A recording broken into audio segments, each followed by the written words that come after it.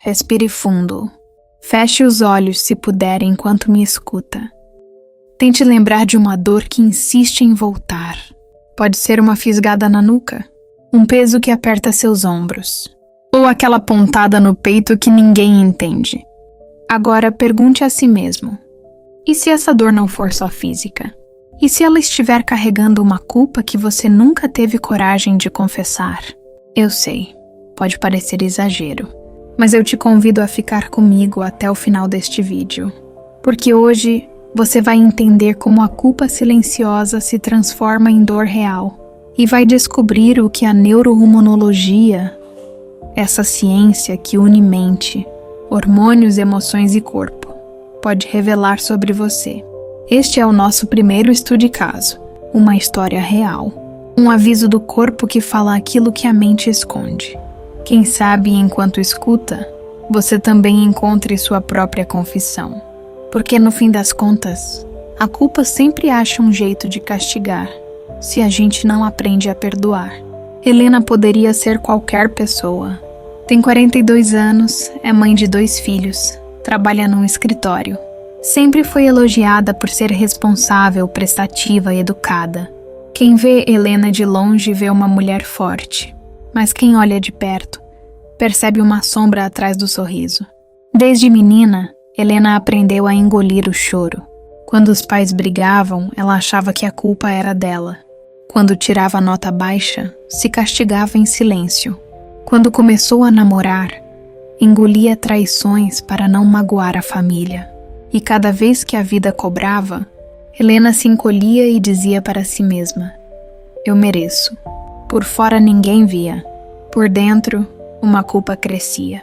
Anos depois, já separada com filhos adolescentes, conta bancária no limite e noites mal dormidas, Helena acordou um dia sentindo uma fisgada na lombar. Achou que fosse má postura. Passaram-se semanas. A dor subiu para os ombros. O pescoço ficou duro, o maxilar travado. Vieram as enxaquecas. Médicos pediram exames. Ressonância, raio-x, sangue. Nada grave. Nenhuma lesão séria. Nenhuma hérnia, nenhuma doença visível. Então por que tanta dor? Helena começou a evitar amigos. Chorava sozinha, com medo de ser chamada de fraca. Um dia, no banheiro do trabalho, trancada, ela se olhou no espelho e sussurrou para si mesma: por que dói tanto? O que eu estou pagando? Foi quando uma amiga indicou terapia. E pela primeira vez, Helena ousou contar sua história inteira. Sem filtro, sem desculpas. Foi ali, entre lágrimas, que ela entendeu. Cada dor era um lembrete. Cada fisgada era um castigo que ela mesma mantinha vivo. A culpa era o chicote. O corpo era o palco. A dor, o espetáculo repetido, noite após noite. E tudo isso, Helena criou sozinha, sem perceber. Helena não sabia, mas cada dor que sentia era, na verdade, um recado do cérebro. Quando a gente guarda a culpa por muito tempo, a mente não esquece. E o corpo também não. Na neurohormonologia, entendemos que tudo começa lá dentro do nosso cérebro emocional, o sistema límbico.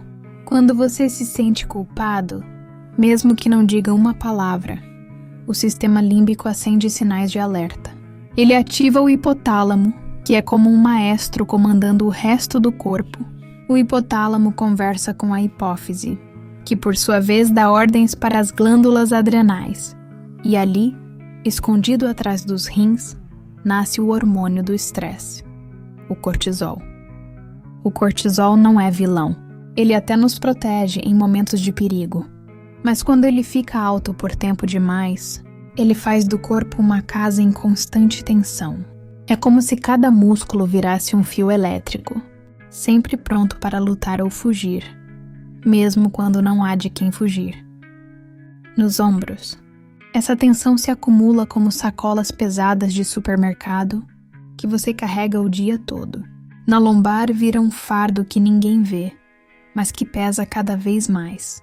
Na cabeça, o fluxo de sangue muda, os nervos inflamam, as enxaquecas chegam. E o sistema imunológico, bombardeado por esse estresse, pode começar a atacar o próprio corpo. É assim que surgem dores crônicas, gastrites nervosas, alergias que pioram em fases de culpa. O corpo fala, mas fala num idioma químico, hormônios, neurotransmissores, descargas elétricas. E cada palavra não dita, cada perdão guardado, cada vergonha escondida, tudo isso alimenta esse idioma. Helena não tinha uma hérnia, não tinha uma fratura. Tinha sim uma culpa silenciosa que pedia castigo. E o corpo, obediente, dava esse castigo em forma de dor. Talvez você já tenha sentido algo assim. Talvez conheça alguém que vive reclamando de dores, mas nunca se permite relaxar. Talvez seja você, que não dorme direito. Acorda com o maxilar travado, o pescoço duro, a lombar reclamando. A ciência explica. Mas entender não basta. É preciso escutar esse corpo que grita o que a mente finge esquecer. E perguntar: preciso mesmo viver assim? Quando você aprende a traduzir os sinais, percebe que não é fraqueza, é mensagem. E mensagem boa é aquela que pode ser respondida. E a resposta começa quando você se permite aliviar o peso que não é seu. Talvez você nunca tenha parado para pensar que aquela dor nas costas não é só postura, que o peso nos ombros não é só de carregar sacolas, mas de carregar culpas que não são mais suas. Talvez, como Helena, você tenha aprendido que é preciso se punir em silêncio. Mas hoje você já sabe. Seu corpo fala o que sua boca não diz. Cada músculo tenso, cada fisgada, cada pontada no peito. Tudo isso é uma carta do seu inconsciente. E essa carta diz: por favor, me liberte. A neuroimunologia nos lembra que hormônios, emoções e pensamentos caminham de mãos dadas. Quando você decide se perdoar, o corpo começa a entender que não precisa mais do castigo. Quando você olha para a culpa com amor, ela se dissolve, como gelo ao sol. Helena ainda tem recaídas.